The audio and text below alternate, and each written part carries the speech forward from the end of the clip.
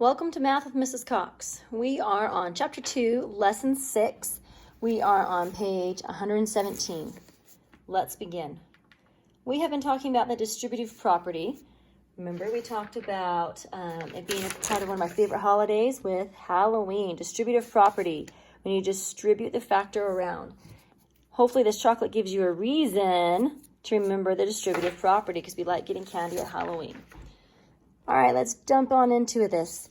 Consuelo and her two siblings. So how many bodies are there? 1, 2, 3. 3 bodies. Decided to buy a trampoline. They divided the total cost and found that each person needs to pay $48 for the trampoline. What is the total cost for the trampoline? So we're going to use partial products, which means we divide the multiplication problem into tens and ones. Here's the 10 spot, here's the 1 spot. 40 and 8. Then we divide it out, and it's an easy way to mentally figure out the problem. So we can figure out the total trampoline. The trampoline's total was $144. All right, go ahead and begin on number 1. Let's see if you can remember where the factor goes. Okay, we have 2 times 27. So this factor goes in the point of this box.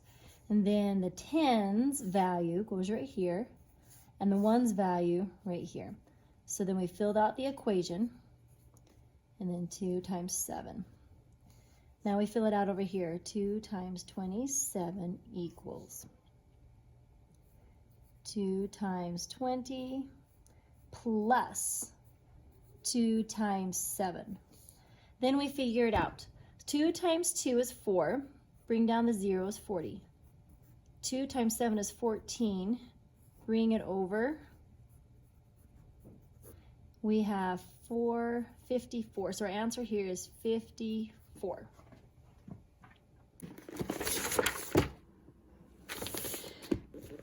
Okay, on page 118, number 2. You multiply 9 times 43 using the area model. Label the model. We have 9 times 43. 9 is a factor. 9 goes right here. And 4 is in the 10 spot. 40 is going to be right here. And 3 is in the 1s. So we have 9 times 40. And then 9 times 3. All right, so we're going to write this onto the equation. 9 times 43 equals 9 times 40, parentheses, plus 9 times 3.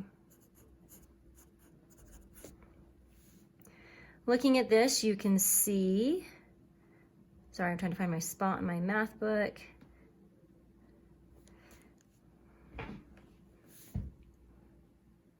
There we go. 9 times 40. 9 times 4 is 36. Bring down the 0.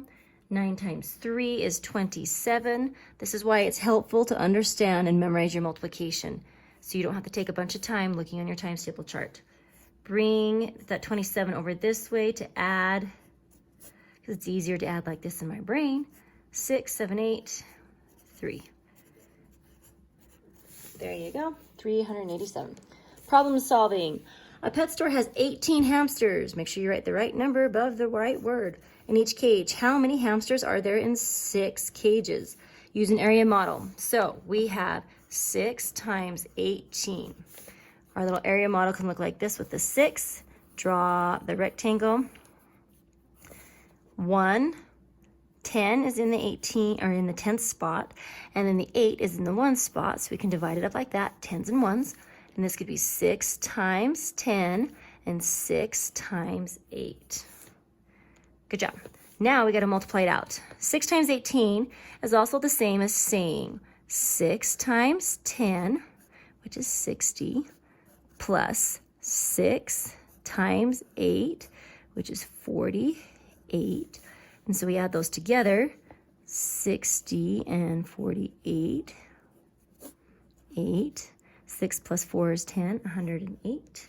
So we have a total of 108 hamsters.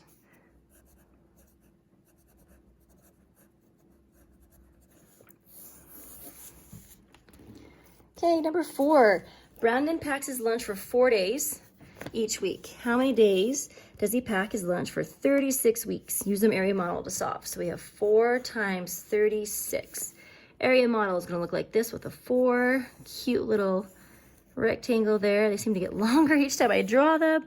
We'll put a 30 up here and a 6 right here. So we have 4 times 30, 4 times 6. So this is going to be the same as saying 4 times 30 plus 4 times 6. Okay, 4 times 30. 4 times 3 is 12 plus the 0. 4 times 6 is 24.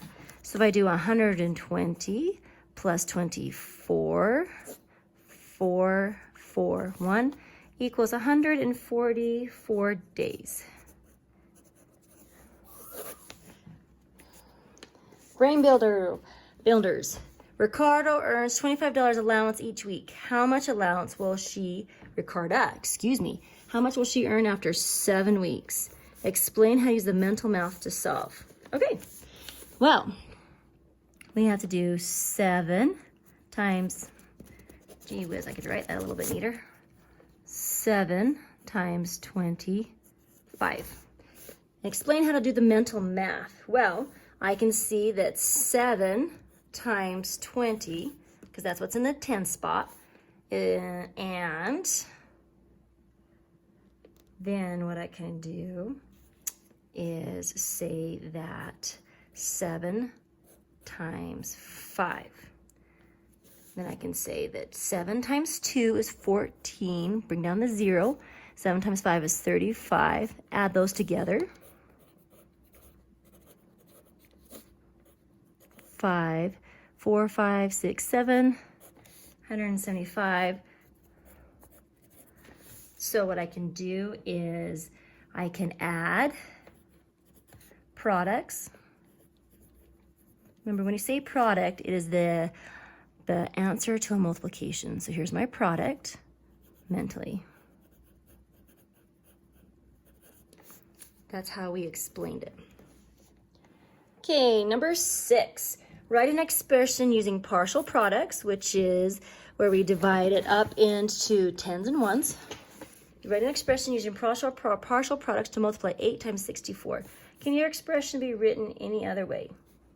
Sure, we'll talk about that in just a minute. So let's start with the first one, 8 times 24. So 8 times, 64, you can write it as 8 times 60 plus 8 times 4 on that. And so that's also saying the same as if we flipped it around. What if we went like this? 4 times 8 plus 8 times 60. Now, I know you're saying, Mrs. Cox, that's just the same way, just written it backwards. So this is actually another property that we're going to talk about that I'm going to introduce you to. And of course, my definition got cut off, but that's okay. Commutative property. It's where you have an equation one way, and you can just flip it, and it still gets the same answer. This is how I remember the commutative property. When my husband goes to work, he drives all the way up to Lehigh in the morning, and then when he's done with work, he comes all the way back. It's exactly the same way, both ways, and even though it is different times of the day, it's still the same amount of time forward and back. So this is the commutative property, because you're going to commute the same distance both ways.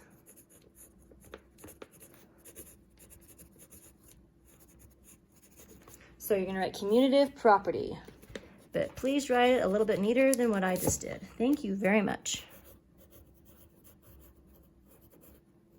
Okay, rip out your homework and have a great day.